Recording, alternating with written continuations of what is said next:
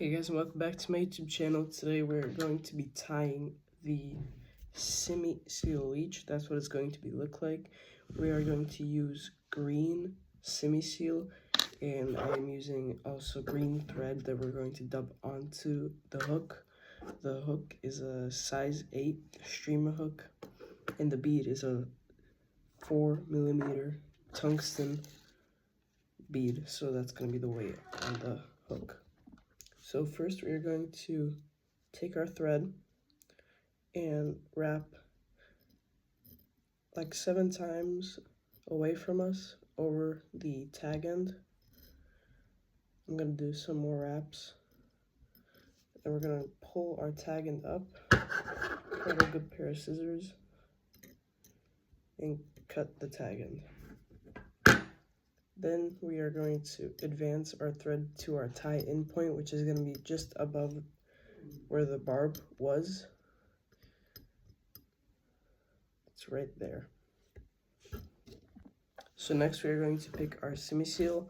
I'm going to go with this olive color because I feel like that's going to work the best in our lakes and ponds.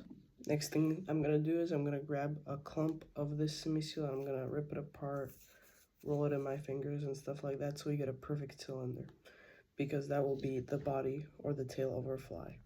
Once we have something like this, I'm just going to pull off some of the fibers at the end and roll it one more time. We're going to take the center point of our Simi seal and put it above the barb of our on the tying point and pinch it with our left hand. Do one loose wrap. See how it's twisting down? We're going to pull it back up. We're going to try to keep all the material on the top of our hook shank. We don't want it to be on the side. And you're going to do 2 to 3 firm wraps around the same loose wrap. And then your material should be tied down. Once your material is looking like this, you're going to grab the top, or the front part of it, my bad, and fold it over where you get this little nub. You're going to go one loose wrap, pull it back to the front where you see it up there, and go, messed up a little bit. So one loose wrap, and then you get the point. One loose wrap, and then 3 firm wraps. Once that material is all tied down, you will still have this little nub left over. You're just gonna wrap over it with your Simi seal, with your thread, and you should have it all tied down like that.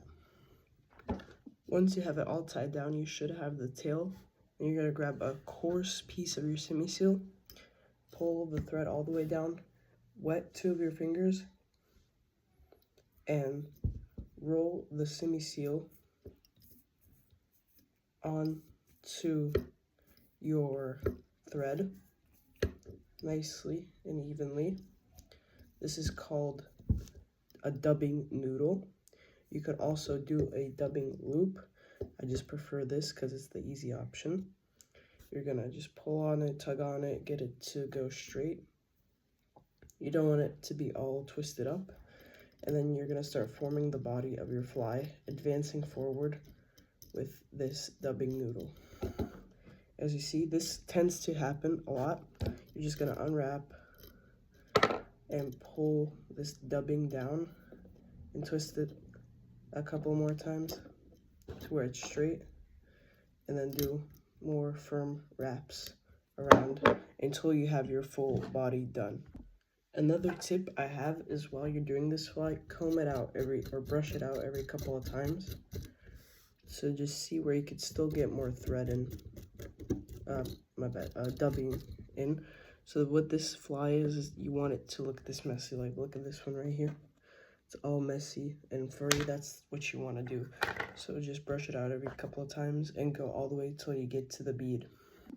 Once you have the amount that you want, I will comb it out one more last time before you start doing the collar, just to see if it's thick enough for you, if you want to trim it somewhere. I was going to go with the thinner one today because I went with a thicker one yesterday. So now for the collar, what I'm going to do is I'm going to grab a smaller piece, and this is another tip I have for y'all.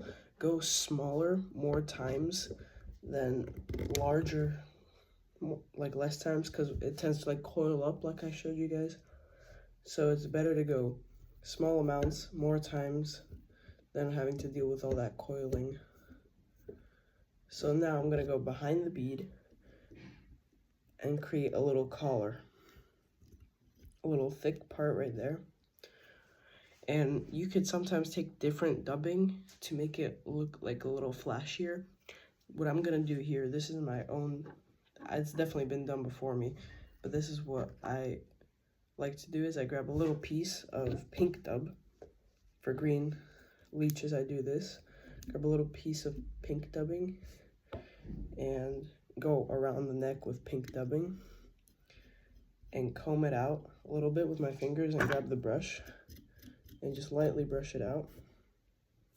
Just lightly brush it out. So it has a little pink head. I like to call this the hot head Simi seal leech. The actual one is with a pink bead or an orange bead, but I just do a different color Simi seal like that. You can make it thicker if you want, you can make it thinner. I wanted to make it thinner like this today. And then you're gonna grab your whip finishing tool.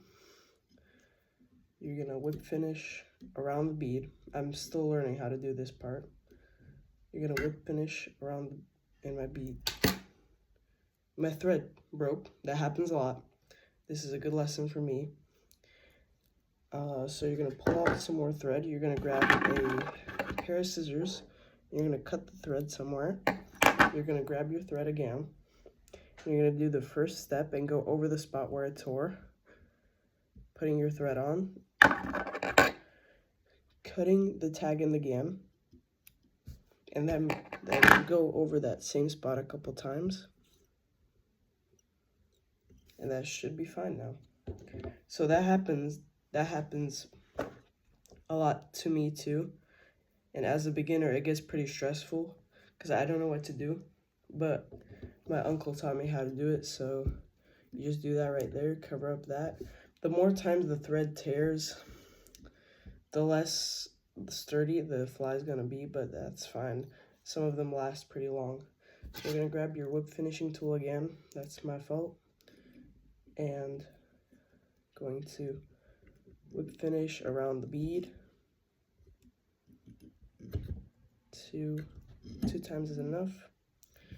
And there we go. There is your fly. That's what it's going to look like. And subscribe for more. See you in the next video. Actually, my fault. I messed up the whip finish. It tore on me again. So the way you do the whip finish is you put this around the thread.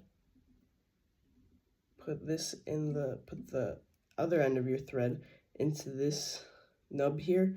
Make a triangle, and the first line of that triangle, you twist it 7 times around the bead. Not 7 times, like 5 times around the bead. But I'm so bad at it, I wouldn't actually show it to you guys. So yeah, you can just look that up on YouTube.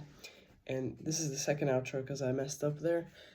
So yeah, it's just a little scuffed. I'm not really good at it, but that's how you tie it. I don't know how to do the whip finishing thing that well. I practice it every day, so practice makes perfect, as they say. I'm gonna make the head a little hotter, and yeah, just have a nice day, stay blessed, and I would look that whip finishing up on a different channel because I'm not really good at that. Subscribe and see y'all later.